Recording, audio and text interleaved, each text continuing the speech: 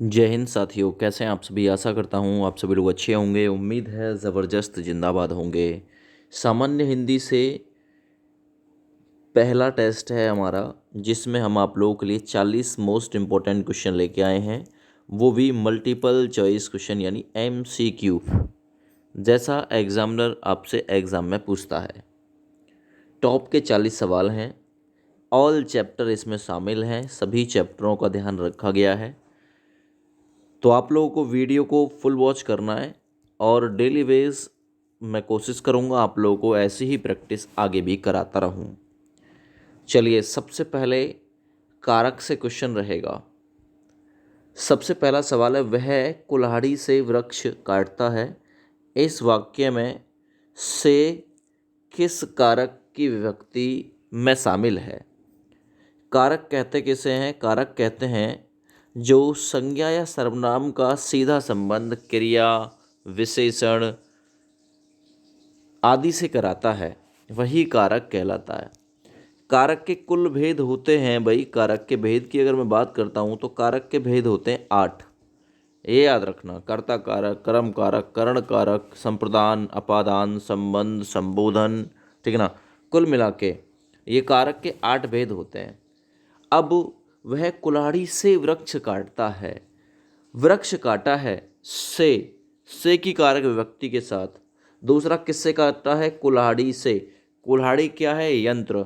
तो मैंने आप लोगों को एक चीज़ सिखाई थी जब कारक पढ़ाए थे, जब भी से के साथ यंत्र की बात हो, कोई शस्त्र साधन अस्त्र की बात हो, तो वहाँ पे कर्ण कारक होता है। तो इस विकल्प में यदि आपने ऑप्शन सी को चुना है तो बिल्कुल ठीक चुना है। ये जो अधिकरण कारक होता है, इसकी कारक विभक्ति होती है मैं, पर, ऊपर आदि। दूसरा, संप्रदान कारक की कारक विभक्ति क्या होती है? संप्रदान का मतलब होता है संपूर्ण दान। इस कारक की कारक विभक्ति होती है दोस्त के लिए। कौन सी होती है? के लिए। अपादान कारक की कारक विभक्ति क्या होती है? से के साथ में अलगाव की बात हो, जैसे कि बिल्ली छत से कूदती है, ये से के साथ में अलगाव आएगा इसमें। तो पहला क्वेश्चन फिनिश। दूसरा क्वेश्चन कारक से ही रहेगा। माँ ने बच्चे को सुलाया। इस वाक्य में को किस कारक की विभक्ति में शामिल है? को। मैंने आप लोगों को एक चीज़ सिखाई थी। क्या मैंने आप लोगों को बताया था? पहले कर्ता कारक का जो विभक्ति चिन्ह होता है, परसर्ग होता है ने। कर्म कारक का विभक्ति चिन्ह होता है को, है ना। और कर्ण कारक का विभक्ति चिन्ह क्या होता है वो सिखाया था मैंने आप लोगों को। ये होता है कर्ण कारक का से। मैंने आप लोगों को ये भी चीज़ बताई थी कि कर्ता के बाद में अगर कर्म कारक की कारक विभक्ति अंत में आई है तो कर्म कारक हो जाएगा, या फिर ये तीनों आई हैं, ने भी, को भी या से भी, तो हमेशा बाद वाले को प्रायिकता मिलती है। जैसे माँ ने, इस पोर्शन को छोड़ दो, बच्चे को। अब लास्ट कारक की विभक्ति को आई है। को किस कारक की विभक्ति होती है? कर्म की, है ना। माँ ने बच्चे पर काम किया है, बच्चे को सुलाया। अब माँ ने बच्चे को सुलाया, बच्चा सो जाएगा कि नहीं सो जाएगा, प्रभाव पड़ेगा बच्चे पे कि नहीं पड़ेगा। तो कर्म कारक में कोई चीज़ बनेगी, कोई चीज़ मतलब कोई चीज़ नष्ट हो जाएगी या किसी चीज़ का इफेक्ट पड़ जाएगा, ये कर्म कारक होता है। और कर्ता कारक क्या होता है? जहाँ ना तो कोई चीज़ बने ना ही कोई इफेक्ट पड़े। तो ये, तो यहाँ को कारक की विभक्ति जो है वो किस में है? कर्म कारक में। तो यहाँ बी विकल्प बिल्कुल इस सवाल में आपका राइट था। आगे बढ़िए सवाल नंबर 3 की तरफ। अध्यापक शब्द का स्त्रीलिंग रूप क्या है? अध्यापक का स्त्रीलिंग रूप बताइए क्या होता है?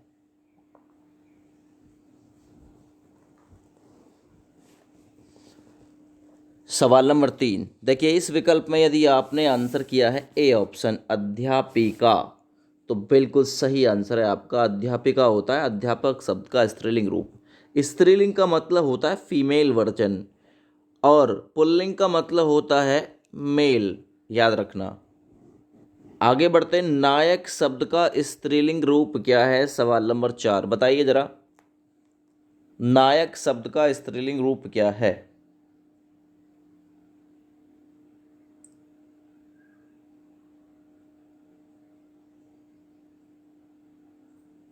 सही आंसर हो जाएगा नायिका।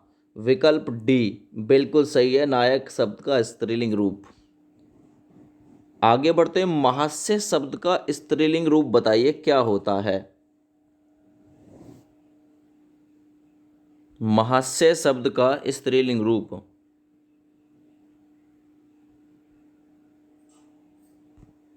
तो देखिए वो होता है महास्या। ऑप्शन नंबर इसका सी विकल्प यदि आपने चुना है तो बिल्कुल सही आंसर है आपका, सी विकल्प ही इसका राइट आंसर है।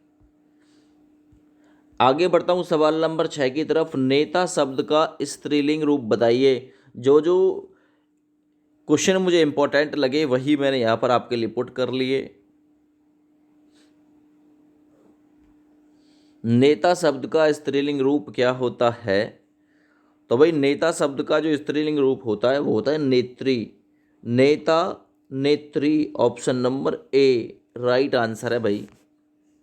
आगे बढ़ते हैं सवाल नंबर 7 की तरफ। दाता शब्द का स्त्रीलिंग रूप क्या होता है।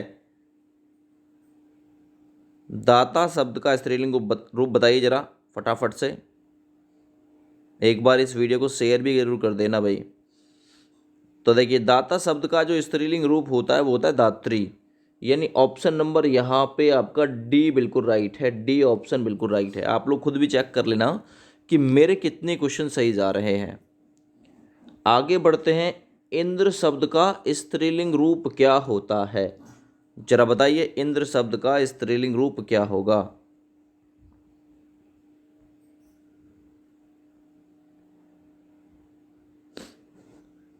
सही आंसर जाएगा, इंद्र शब्द का स्त्रीलिंग रूप होता है इंद्राणी।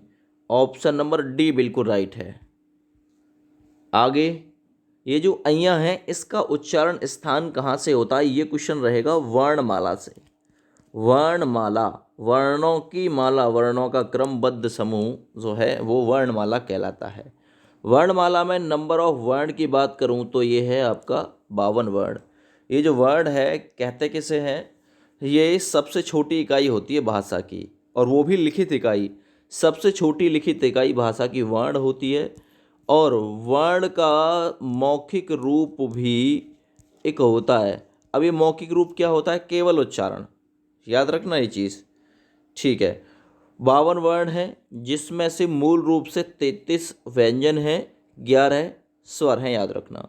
ये जो अय्या है इसका उच्चारण कहाँ से होता है जरा बताइए मुझे। तो मैंने आप लोगों को एक च वर्ग बताया था।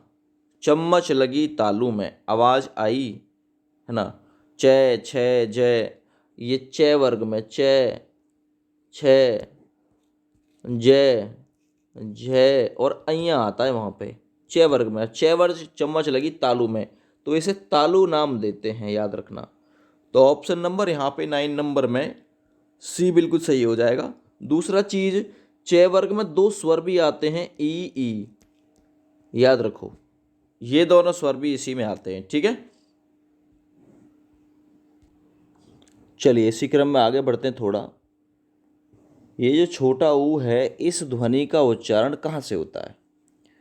तालु से होता है, ओष्ठ से होता है, कंठ से, या फिर दंतालु से, जरा बताइए। देखिए ऊ का उच्चारण स्थान छोटा जो ऊ होता है, चाहे छोटा ऊ हो चाहे बड़ा ऊ हो, चाहे पूरा का पूरा पै वर्ग हो, पै, फै, बै, भै, मैं, ये सारे व्यंजन हो, इनका जो उच्चारण होता है मैंने आपको बताया था कि ऊ बालक कैसा होना चाहिए, मलूक, है ना। तभी वाके होठ पे किस करोगे तुम, ऊ बालक हो तो ओष्ठ, ओष्ठ में आता है। वाके होठ पे किस कब करोगे, जब वो बालक मलूक होएगा तब, है ना। तो याद रखना बी विकल्प बिल्कुल आपका राइट था इसमें। आगे बढ़िए। समुच्चय का सही संधि विच्छेद क्या होगा। समुच्चय का सही संधि विच्छेद क्या होगा। समुच्चय, सम प्लस उच्चय गलत, सम प्लस ये वाला उच्चय, ये वाला भी बिल्कुल गलत है। सम प्लस उत प्लस ए होगा समुच्चय का सही संधि विच्छेद। संधि दो वर्णों के मेल से होने वाला विकार कहलाता है। संधि के भेद 3 होते हैं। संधि के भेद 3, स्वर संधि, दूसरा व्यंजन संधि, तीसरा होता है विसर्ग संधि। ये जो स्वर संधि होती है अपने आपे में 5 प्रकार की होती है। वो होता है दीर्घ, यण, अयादि, वृद्धि और गुण। ये 5 प्रकार की संधि होती है। अब ये व्यंजन से टूटा है, सम प्लस उत प्लस ए, यानी व्यंजन से अंत में टूटा है, व्यंजन पे शुरू हुआ है, इसलिए इसमें व्यंजन संधि है समुच्चय में। आगे बढ़िए, सूर्य उदय का सही संधि विच्छेद क्या होगा? सूर्य उदय, तो देखिए सूर्य उदय का सही संधि विच्छेद सूर्यो प्लस दय, गलत।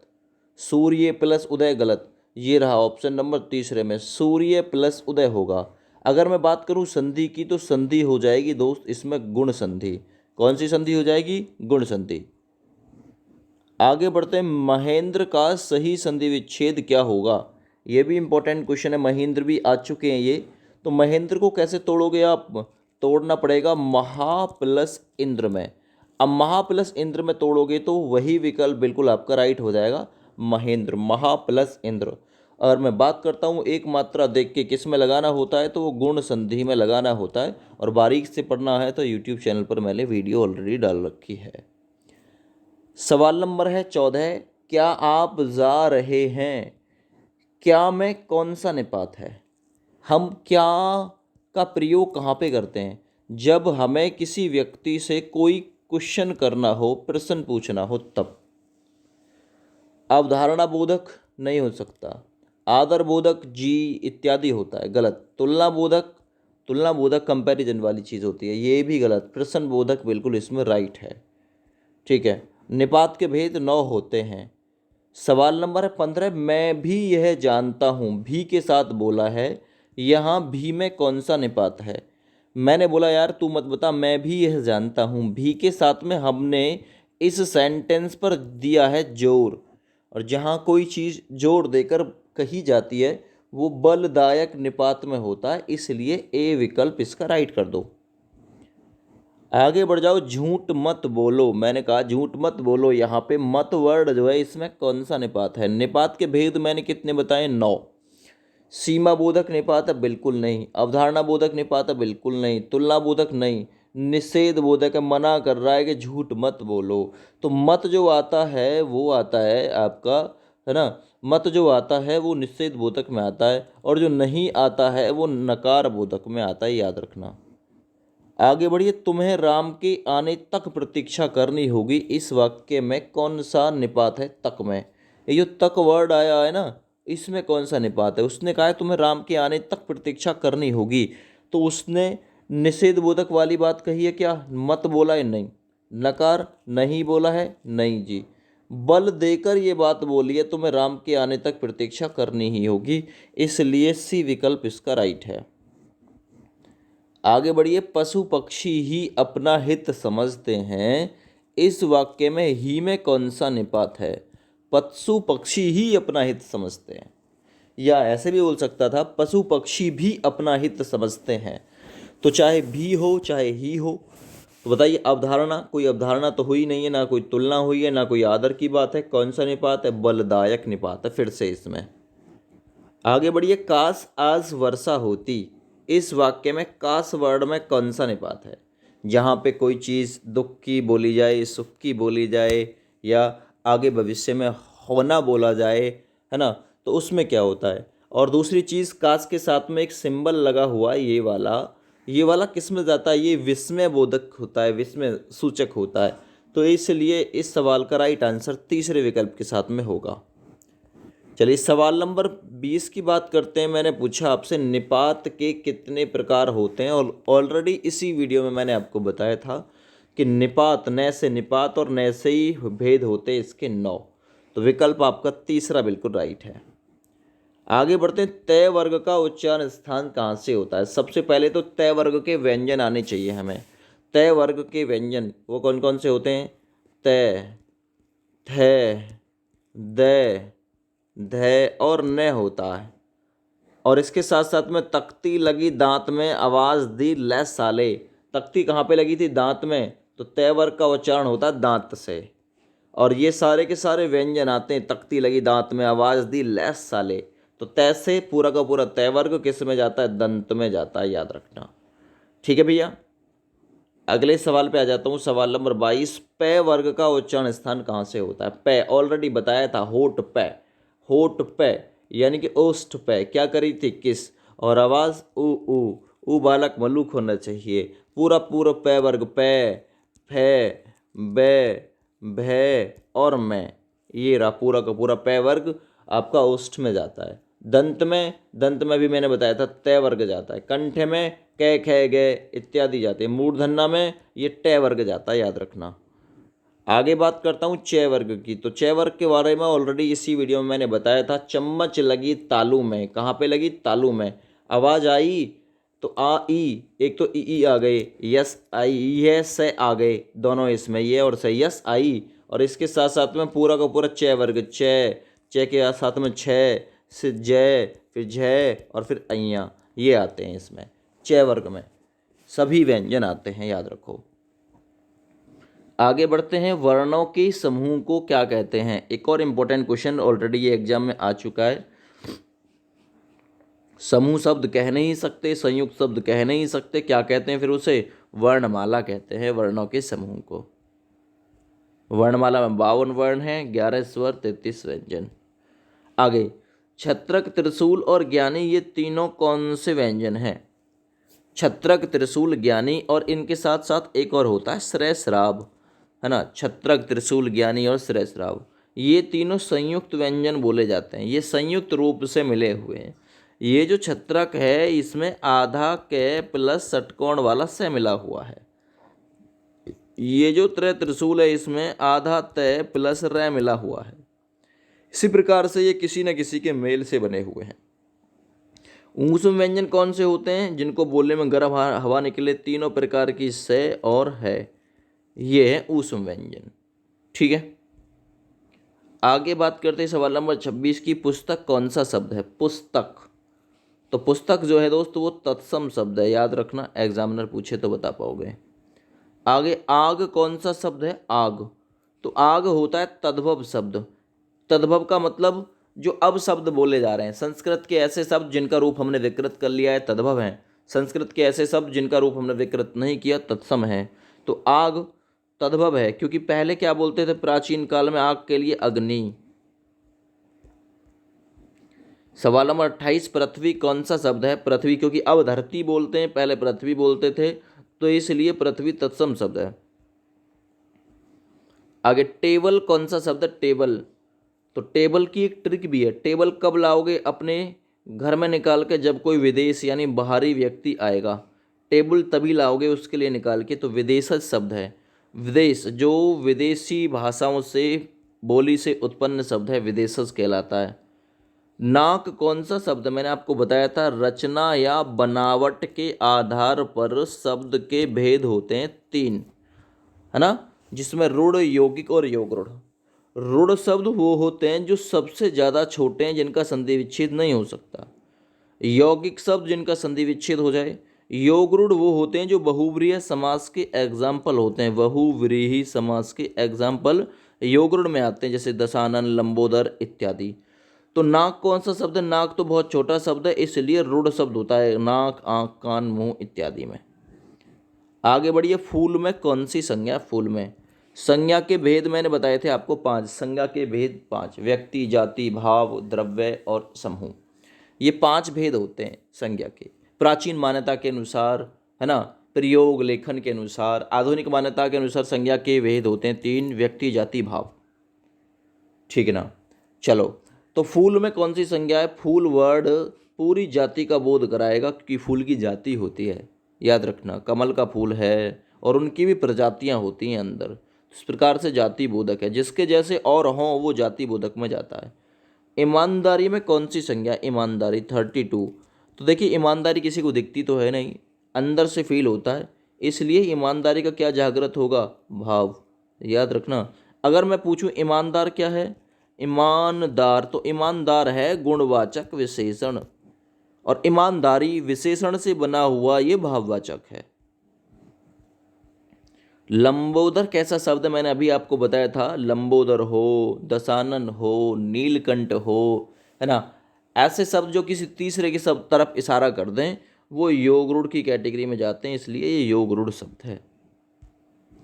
सवाल नंबर 34, सोना में कौन सी संज्ञा? सोना, भाव आएगा सोने का? नहीं। समूह में चलेगी? नहीं, ये चलेगी द्रव्य में, लिक्विड। ऑप्शन नंबर C सही है।